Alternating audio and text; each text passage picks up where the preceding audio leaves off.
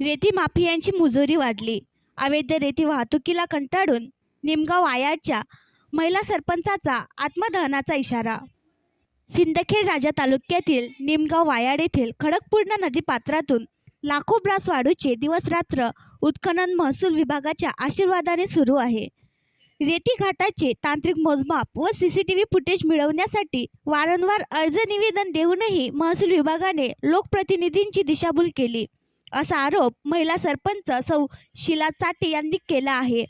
7 दिवसात निमगाव वायाड येथील रेती घाटाचे तांत्रिक मोजमाप करून दोषी अधिकाऱ्यांवर दंडात्मक कारवाई करावी, अन्यथा 27 मे रोजी रेती घाटात आत्मदहन करण्याचा गंभीर इशारा सरपंच चाटे यांनी निवेदनाद्वारे काल 21 मे रोजी दिला. सदर रेती घाटातील अवैध रेती उत्खननाचे मोजमाप करून घाटातील CCTV फुटेज देण्यात यावे व अवैध रेती उत्खनन प्रकरणी दोषी अधिकाऱ्यांवर तात्काळ कारवाई करावी, यासाठी येथील महिला सरपंच चाटे यांनी तहसीलदार यांच्याकडे निवेदन सादर केले.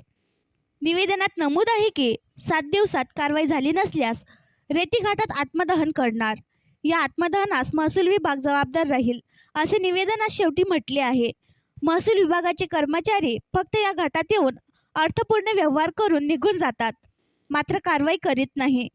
त्यामुळे या रेती माफियांची मुजोरी वाढली असून त्यांना महसूल विभागाचा आशीर्वाद आहे, असा आरोपही निवेदनात करण्यात आला आहे.